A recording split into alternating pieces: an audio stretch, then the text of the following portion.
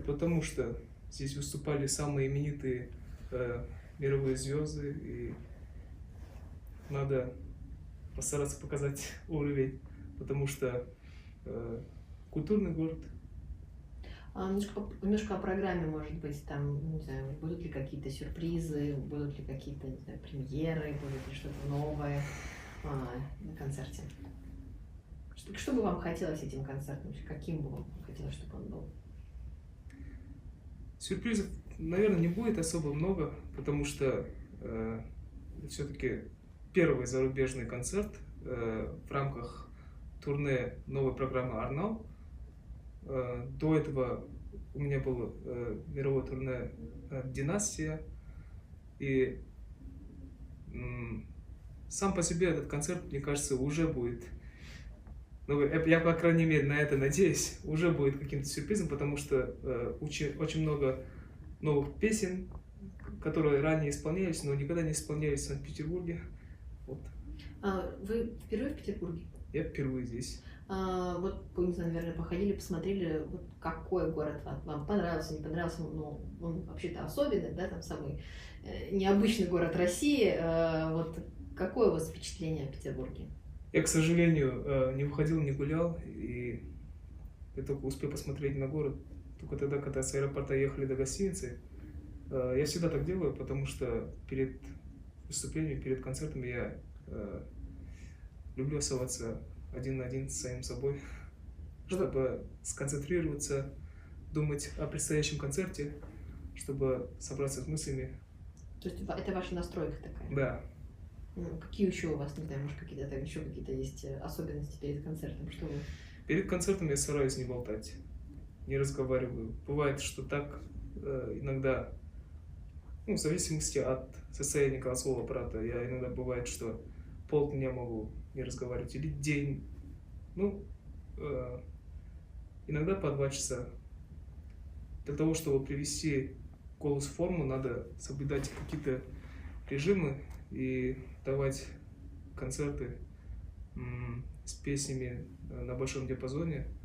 Это требует усилий, это требует подготовки, как и в физическом плане, так и в моральном плане. И поэтому я стараюсь себя сдерживать в общении. Вот у вас вообще был, в принципе, был выбор, вы могли стать оперным, пойти и работать в оперу, а вы выбрали все-таки другую сферу, скажем так, популярную музыку, да, там, вот эстраду. Почему? Я закончил колледж по классу оперной пения, потом поступил в университет искусств по классу эстрадно-джазовый вокалист. Сейчас учусь в магистратуре по классу композиции. Мне кажется, что каждый артист должен пробовать себя в разных направлениях. Мне кажется, что я пока молодой, я должен экспериментировать, развиваться в разных направлениях. И в классике, к сожалению, нет таких моментов, где ты можешь от себя что-то добавить, вставить какие-то импровизации или какие-то такие моменты. А в эстраде я выбрал направление неоклассика, это ближе и к классической музыке, и ближе к поп-музыке. Время от времени я стараюсь и там петь, и там петь. То есть вы как-то стараетесь совмещать? Да, можно это делать.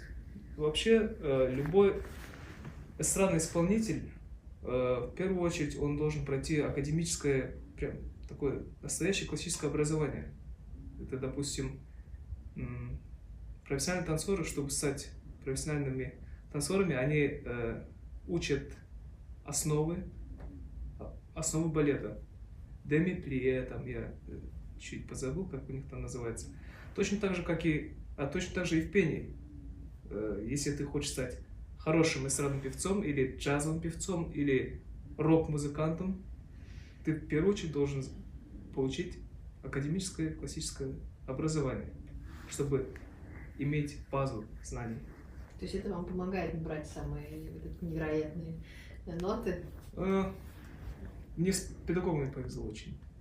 Я помню, что мой педагог особо старался не обращать внимания на мои победы на международных конкурсах и всегда ставил на место, типа, занимайся, ты еще не добился ничего, давай. Этим меня не купишь так, когда я учился в колледже. И я неимоверно благодарен своему педагогу за то, что он воспитал нас не как певца, а прежде всего он старался воспитать нас духовное качество, человеческие качества. Он всегда нам говорил, что твоя миссия не стать самым хорошим певцом. Даже если ты станешь отличным вокалистом, прежде всего ты должен оставаться человеком и хорошим. Вот. Я запомнил эти слова на всю жизнь. Я так понимаю, вот многие сегодня современные эстрадные исполнители, особенно молодые, для них вот если там ты, ну, грубо говоря, получил какую-то популярность, все они, ну, такие, они очень звездные, вы очень простые в общении, в жизни, то есть это вот, это ваш такой стиль, который вы придерживаетесь не только в пении, я так понимаю, в жизни тоже? Ну, мне так комфортно. Я считаю, что завершение моей карьеры, она обязательно случится. Может, не сейчас, может, попозже. Так что потерпите. В завершение моей карьеры я должен уйти со сцены с достоинством, чтобы обязательно настанет момент, когда я спущусь со сцены и сяду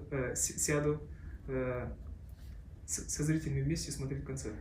И в этот момент ни один зритель не должен мне говорить, что ты был плохим певцом, что ты был очень звездным человеком. Они должны приветствовать меня с овациями за то, что я остался человеком. Для меня это намного важнее, чем быть артистом.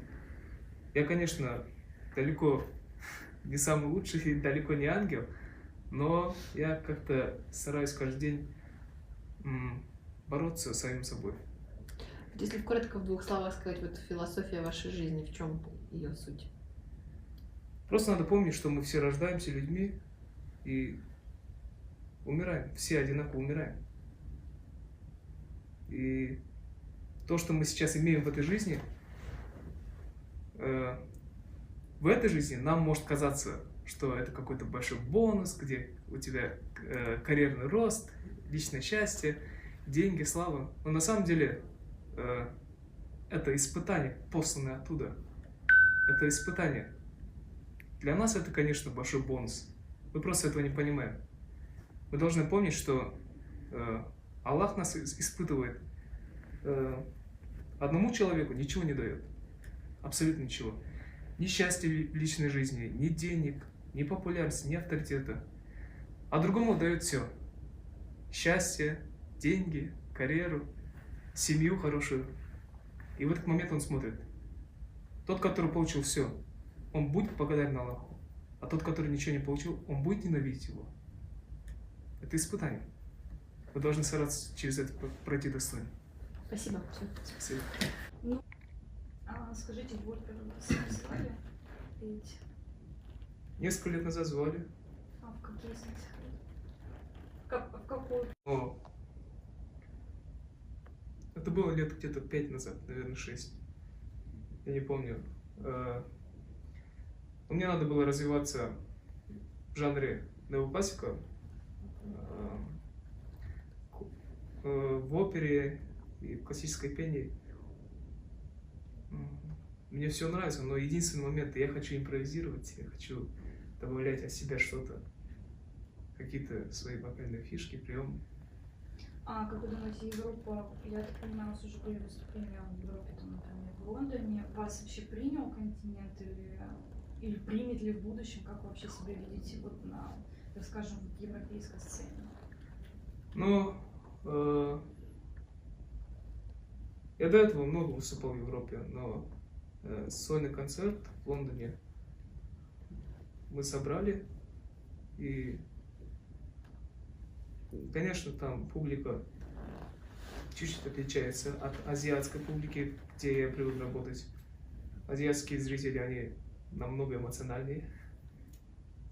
И, конечно, просто надо больше стараться, больше пробовать. У каждой страны свой вкус, свой менталитет. И я заметил то, что одна песня может залететь в странах СНГ хорошо. Вот залетевшая в странах СНГ песня не может и не залететь в странах Азии. Так бывает, оказывается. А на Евровидение не планируете, если, допустим, вас позовут? Только если в качестве гостя. А так вы не хотите принять участие? Нет, конечно. И сейчас еще последний вопрос. Вернемся к Питеру. Насколько мне известно, через пару часов у вас припати будет в Олимпии. Вы всегда проводите такие мероприятия перед концертами или это первый раз? Я от вас только что узнал об этом. Это не он организатор, нет. Это фан-группы организовывают. По всему миру так всегда. Да, это всегда тогда. Ну масштабно в Олимпии. Тогда все, спасибо. Спасибо большое.